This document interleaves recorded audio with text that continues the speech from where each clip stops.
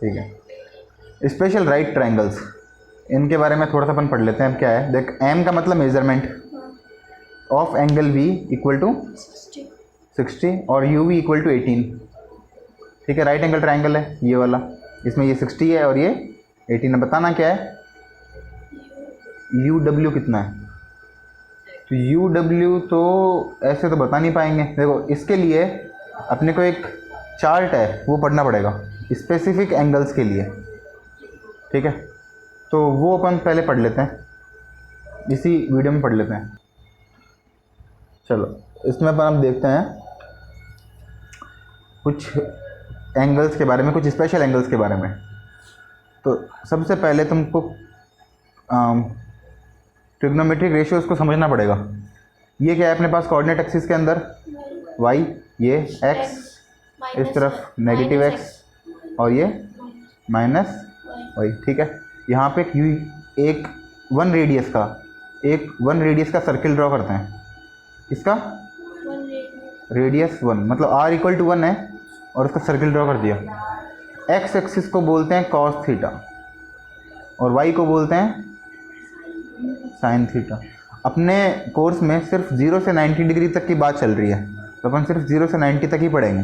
ठीक है, यहाँ पे 0 डिग्री, यहाँ पे मान लो बीच में से यहाँ पे 30 डिग्री, यहाँ पे 45 डिग्री, यहाँ पे 60 डिग्री और यहाँ पे 90 डिग्री। इन 5 एंगल के बारे में अपन बात करेंगे। ठीक है, तो सबसे पहले इन पांचों को मैं अलग अलग ड्रॉ कर लेता हूँ। 0 तो ये हो गया, अब एक यूनिट सर्किल वापस ड्रॉ कर देते हैं यहाँ पे।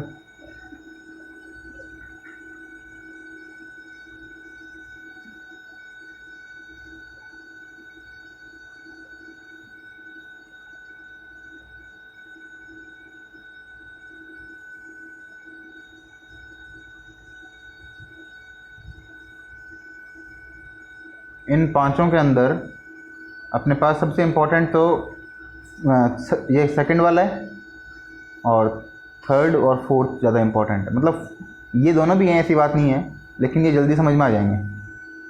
देखो एक्स एक्सिस का मतलब क्या होता है कॉस थीटा, ये तुमको याद रखना है, और वाई एक्सिस का मतलब क्या होता है साइन थीटा। तो सबसे पहले अपन बात कर लेते हैं कॉस थीटा की। दोनों के अंदर सब डायग्राम में कॉस थीटा की बात कर लेते हैं।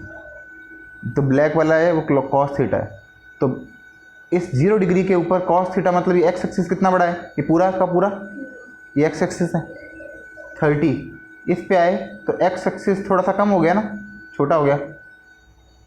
45 पे आए तो एक्स एक्सिस की वैल्यू और कम हो गई। मतलब एक्स एक्सिस मतलब अगर यहाँ से कोई लाइन ड्रॉ की वो एक्स एक्सिस के पैरेलल है ना, ये एक्स की वैल्यू, फिर ये एक्स की वैल्यू 45 पे और कम हो गई, 60 पे और कम हो गई, 90 पे 0 हो गई। और शुरू में एक्स की वैल्यू कितनी थी पूरी की पूरी, मतलब रेडियस कितनी है इसकी 1, तो एक्स की वैल्यू भी कितनी है 1। तो कॉस की वैल्यू 1 से कहाँ तक जा रही है 0 तक। कॉस की वैल्यू पहले 1 है, फिर 1 से कम हो गई, फिर 1 से और कम हो गई, फिर और कम हो गई, फिर कहाँ चली गई 0 पर। तो यहाँ पे 0 पे बात कर लेते हैं, 0 पे कितनी है 1। फिर बात कर लेते हैं 0 के बाद में 30 डिग्री पे, ये 30 डिग्री रहा, 30 पे कितनी है ये वैल्यू यहाँ से यहाँ तक, और ये है अपनी √3/2। फिर 45 डिग्री बिल्कुल यहाँ पे 45 डिग्री पे एक्स की वैल्यू कितनी है 1/√2, 1/√2। फिर 60 डिग्री यहाँ से यहाँ तक, 60 डिग्री पे एक्स की वैल्यू कितनी है 1/2 और 90 पे कितनी है 0। यहाँ पे एक्स की वैल्यू है नहीं, सारी जो वैल्यू वाई की वैल्यू है, एक्स की वैल्यू क्या है 0। तो ये सारी की सारी किसकी वैल्यूज़ हैं कॉस थीटा की। इस पे 1, फिर √3/2, 1/√2, 1/2 और 0। अब इसको निकालेंगे कैसे, इनको निकाल भी सकते हैं, ऐसी बात नहीं है कि अपन इनको निकाल नहीं सकते। तुमको 1 दिख रहा है, 1 तो विजिबल है ना, क्योंकि पूरा का पूरा कितना है रेडियस 1 है, ये भी 1 होगा। इसमें इसको निकालने की ज़रूरत नहीं है क्योंकि साफ साफ दिख रहा है 1 है। लास्ट वाला भी साफ साफ दिख रहा है 0 है, ये दो तो हो गए। अब इन तीनों की बात करते हैं, √3/2 की, 1/√2 की और 1/2 की। ठीक है, अब एक बात बताओ, अगर ये एंगल कितना है अपने पास 45 डिग्री, इसमें ये बड़ा वाला एंगल कितना है 60 डिग्री, और ये वाला एंगल कितना है 30 डिग्री। एक 90 डिग्री ड्रॉ कर देते हैं यहाँ से, ठीक है, तो यहाँ से भी 90 डिग्री ड्रॉ कर देते हैं, और एक यहाँ से भी 90 डिग्री ड्रॉ कर देते हैं। अब बताओ, ये 45 है, ये 90 है, तो ये कितना होगा 45 ये हो गया 45 डिग्री। ये 30 है, तो ये 90 है, ये कितना बचेगा 60, और ये 60 है, तो ये कितना बचेगा 30। तो अब अपने पास ये तीन ट्रायंगल की बात करें, एक सेकंड,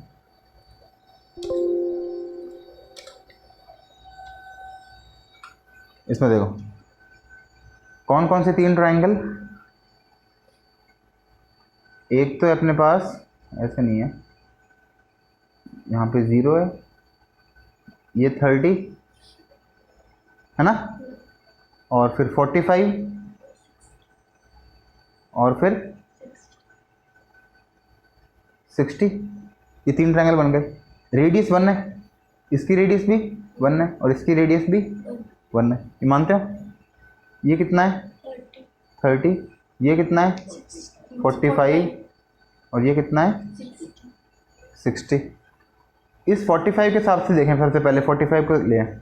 अगर ये दोनों एंगल इक्वल हैं, तो इनके सामने की साइड भी इक्वल होगी। आइसोसेलेस ट्रायंगल में सामने की साइड इक्वल होती है। अगर एंगल इक्वल होते हैं तो इसके सामने की साइड जो होगी x मान लो, इसके सामने की साइड भी क्या होगी बराबर होगी, x होगी। अब इसमें पाइथागोरस थ्योरम लगा दें x वाले के अंदर, x square plus x square equal to 1 का स्क्वायर, ये कितना हो गया 2x square equal to 1 square, 1 ही हो गया।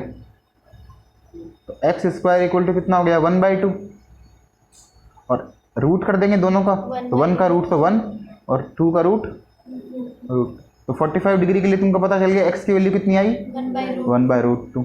तो अपने पास क्या मिल गया, अपने को x एक्सिस मिल गया, ये वाला, ये कितना मिल गया 1/2, मतलब cos 45, ठीक है, cos 45 कितना मिल गया 1/2। और अगर अपन y एक्सिस की बात करें, y को साइन बोलते हैं, y है, मतलब जो वर्टिकल है वो y है, और जो हॉरिजॉन्टल है वो x है। तो y भी कितना मिल गया, साइन 45 भी तुमको मिल गया साथ साथ ही, वो भी कितना मिल गया 1/2, दोनों सेम ही है, ये भी 1/2, ये भी 1/2। अब इसमें देखें, ये 30 है और ये 60 है, इसमें ये 60 है और ये 30 है, लेकिन 30 60 है, दोनों सेम तो हुए नहीं। तो सेम करने के लिए अपन क्या करें, इस 30 को ये सेम टू सेम ट्रायंगल यहाँ पर ड्रॉ कर देते हैं इस तरफ। अगर ये 30 है तो ये भी 30 हो गया, ये 60 है तो ये भी 60 हो गया, क्योंकि तीनों साइड। अब ये कौन सा ट्रायंगल बन गया, इक्विलेटरल 60 60 60 वाला। अगर ये 60 60 60 वाला ट्रायंगल बन गया तो इसकी तीनों साइड सेम होगी, ये 1 तो ये भी 1, ये पूरी भी 1।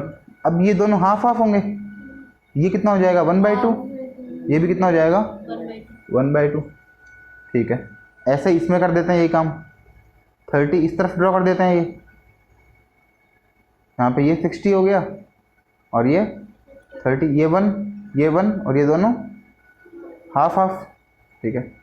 अब बताओ इस वाले ट्रायंगल में, ऊपर वाले ट्रायंगल में, इस यहाँ पे इस वाले ट्रायंगल में इनको 1 पता है, 1/2 पता है, तो तीसरी साइड निकाल सकते हो, इसमें भी तीसरी साइड निकाल सकते हो।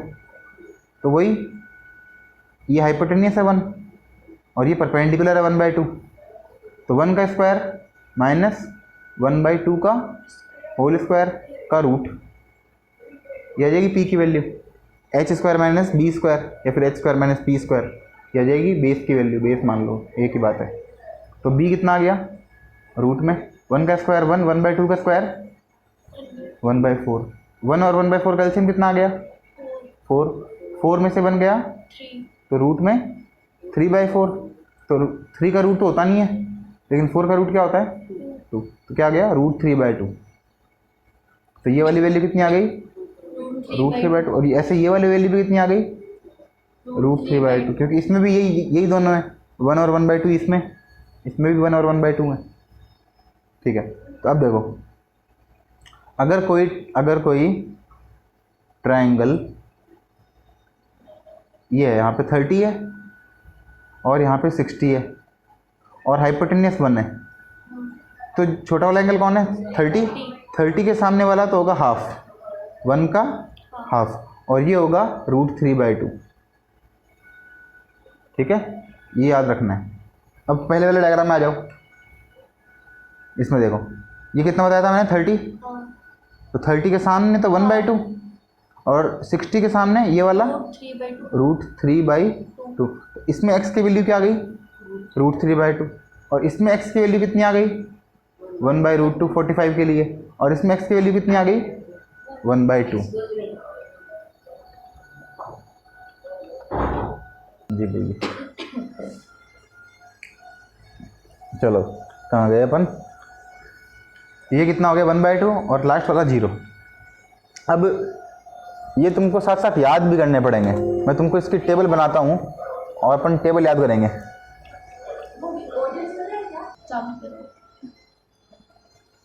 क्या? एक सेकंड, ये टेबल है एक, और ये तुमको याद रखनी है। देखो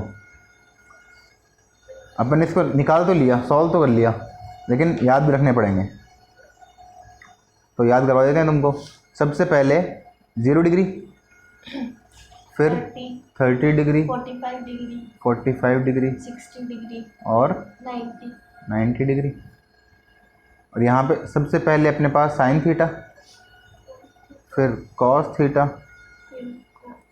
ten theta, cot theta, sec theta और कोसेक थीटा।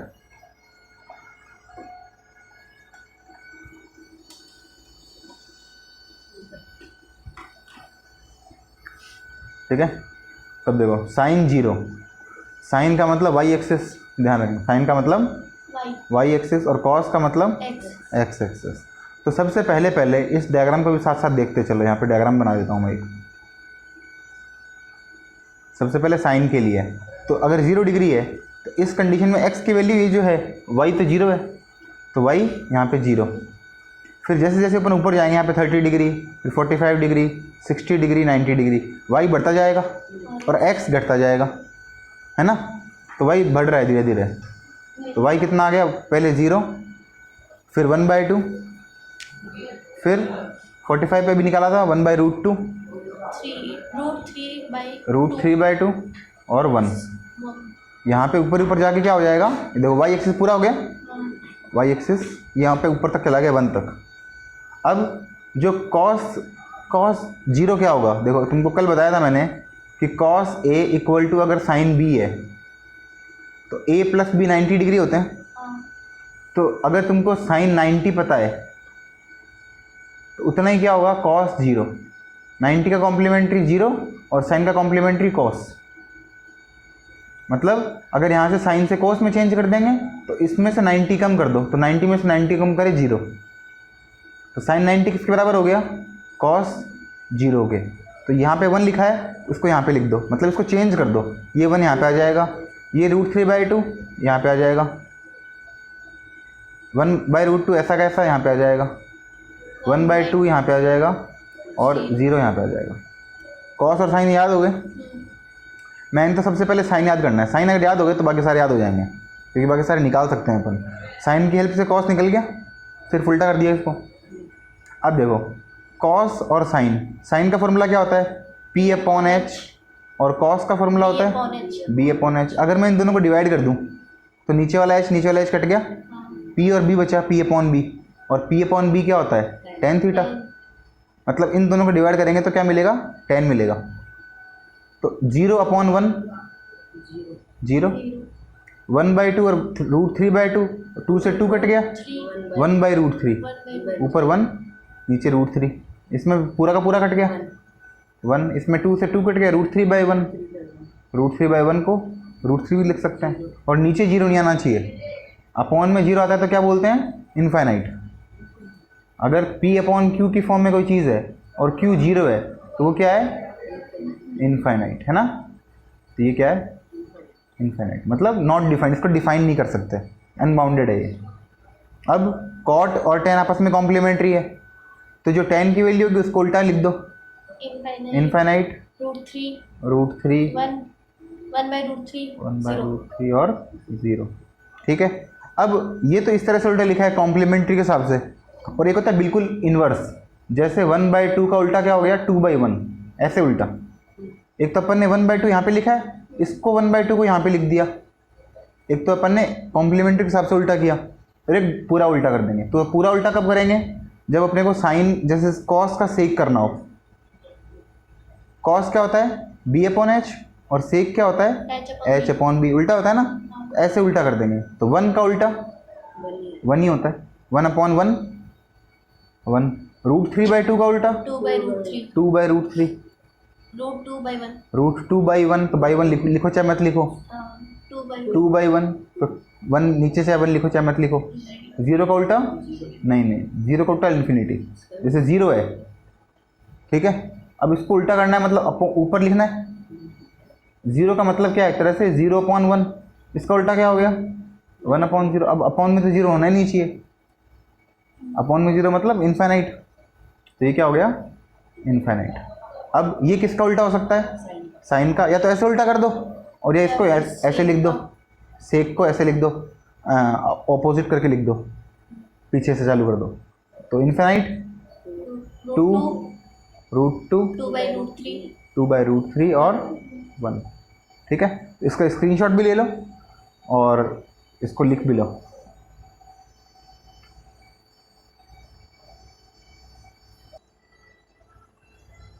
अब तुमको ये समझ में आ गया है, तो तुमको एक बार इसका याद करने का तरीका बता दूं थोड़ा सा, कि साइन को याद कैसे करना है। मतलब तुमने निकाल के देख लिया तो ठीक है, एक अपने पास याद करने का तरीका भी है इसका, वो बता देता हूँ। ऐसे इसको एक बार मिटा दें अपन थोड़ा सा।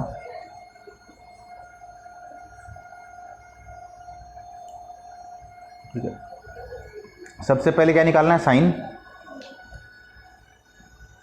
और अबे चल लेना है,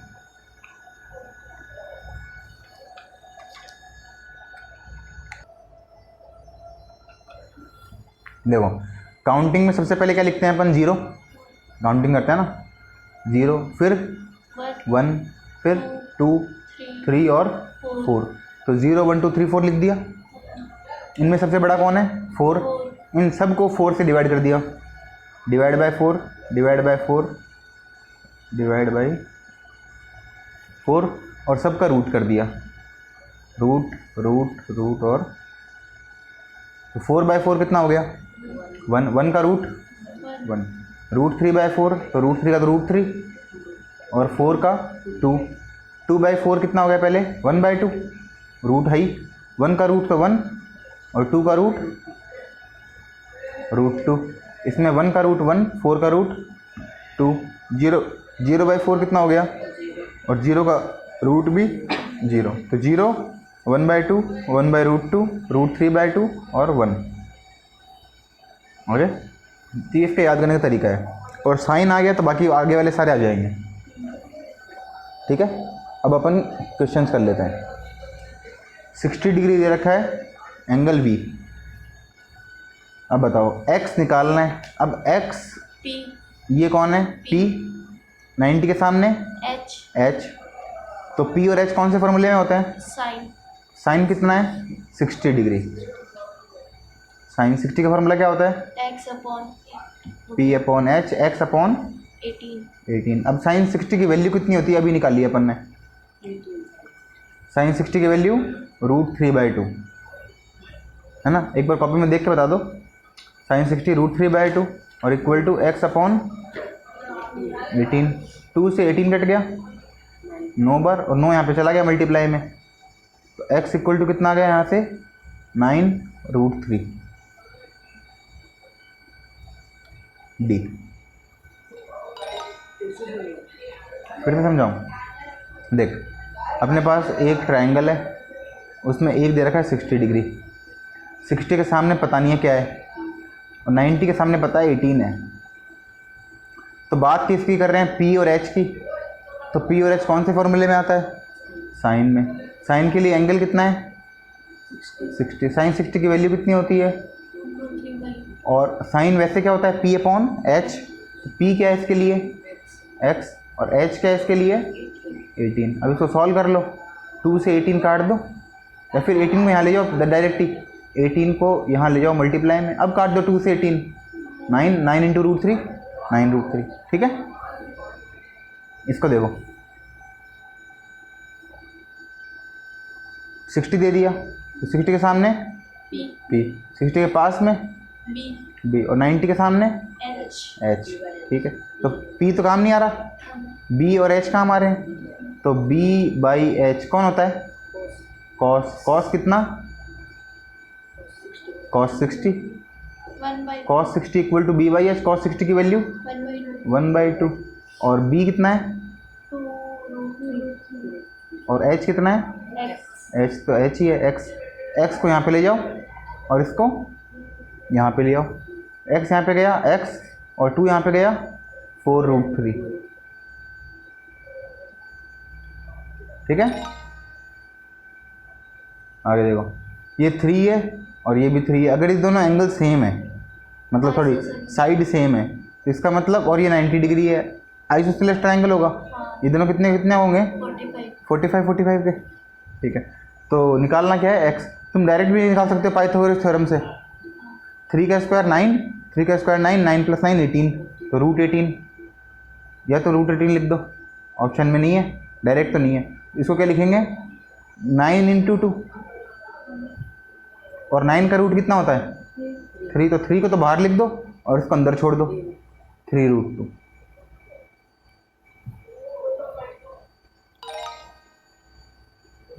इसको देखो 2 के सामने P, 2 के पास में B, इसके बात नहीं कर रहे, इसको भूल जाओ। कौन सा लगेगा P और B में फॉर्मूला 10 कितना 60, 10 की वैल्यू √3, अब कुछ नहीं है तो अपॉन में 1, √3/1। अब 10 होता क्या है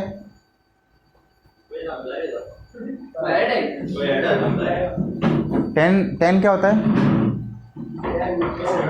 P/B, P कितना है x, और B कितना है 2, x 1 यहाँ पे मल्टीप्लाई हो गया, x और 2 यहाँ पे मल्टीप्लाई हो गया 2√3। अभी तक शायद है ना उस वीडियो में वो दिख रहा था पहले वाला ये, अब देखो इसमें कोई बात नहीं, 2 यहाँ पे x और यहाँ पे इसका कोई मतलब नहीं है 2√3,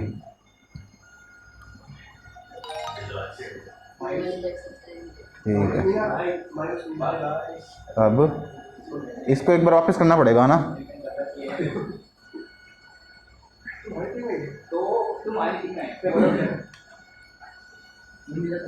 और बाकी भी कर लेंगे आज ही।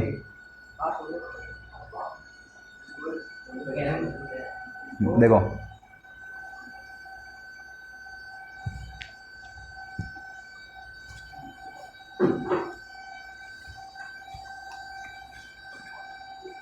एक एंगल दे दिया 30 डिग्री और ये 8 दे दिया। अब देखो फटाफट, ये क्या है हाइपोटेनियस, ये क्या है अपने पास परपेंडिकुलर, ठीक है। तो sign 30 equal to P/H, sign 30 कितना होता है 1/2, P कितना है 8, H कितना है पता नहीं, H का H छोड़ दो, H यहाँ पे गया X लिख दो, ये की बात है, और ये यहाँ पे गया 16, तो H कितना आ गया अपना 16,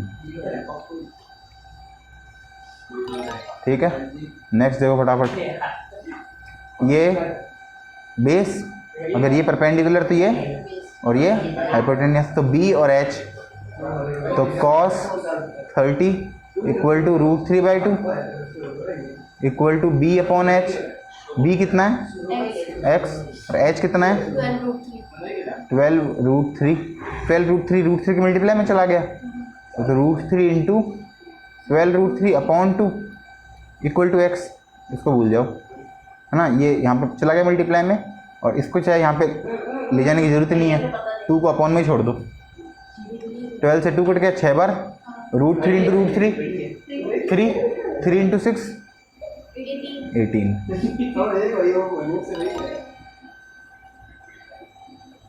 अब देखो ये 45 डिग्री है, इसका मतलब ये भी 45 डिग्री है, ठीक है। ये 12 है, क्या दे रखा है अपने को, हाइपोटेनियस, है ना। और x पूछा है, x कौन है, परपेंडिकुलर। तो p अपॉन h किस में होता है, साइन 45। साइन 45 कितना होता है, 1/√2। p कितना है, x, और h कितना है, 12। 12 यहाँ पे चला गया ऊपर, 12 अपॉन √2 इक्वल टू x।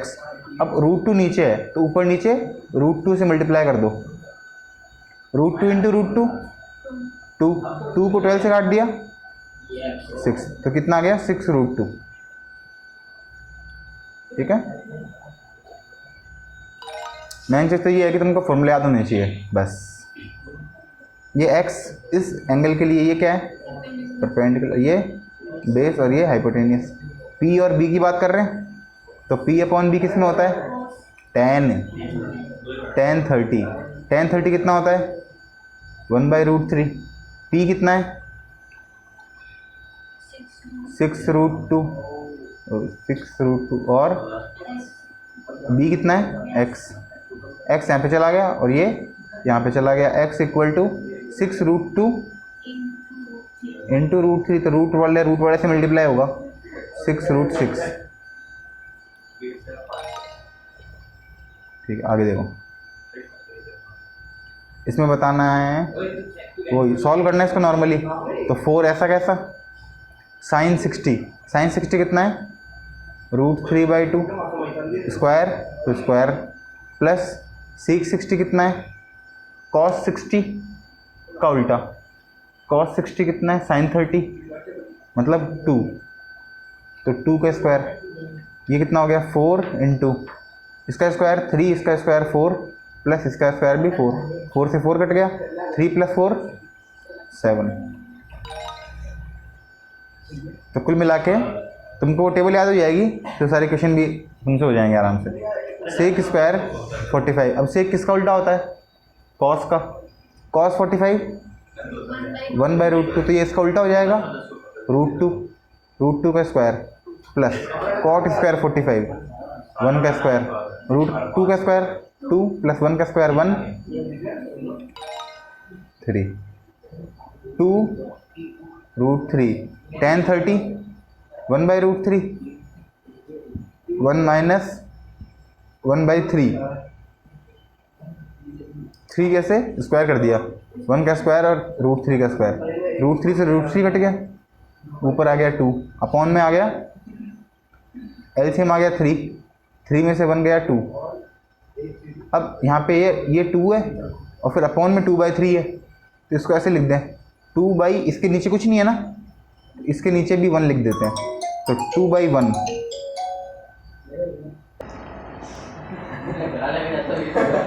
एक दो क्वेश्चन और कर लेते हैं। ये कितना हो गया 2/1 अपॉन 2/√3, तो ऊपर वाला नीचे वाले से मल्टीप्लाई और बीच वाले से मल्टीप्लाई, तो 2/2 और इंटू 3 अपॉन 1 इंटू 2 क्या आंसर आया इसका 3। इतना ही करेंगे आज ना, कल बाद में कल करेंगे। 6 इंटू 1 प्लस कॉस 60 1/2 का स्क्वायर 1/4 अपॉन 1 माइनस 1/4 6 इंटू ये कितना हो गया 5/4 और ये कितना हो गया 3/4, 4 से 4 कट गया, ऐसे ही ये हो गया 6 इंटू 5/3, ये से कट गया 2 और ये हो गया 10। ठीक है, यहाँ तक तो कर ही लेना कम से कम इस टेबल तक। हाँ, और ये भी कर सकते हो तुम आगे वाले भी, ये और ये तुमको पहले पढ़ा रखा है मैंने। ऐसा है क्या, मुझे लगा दे दिया मैंने।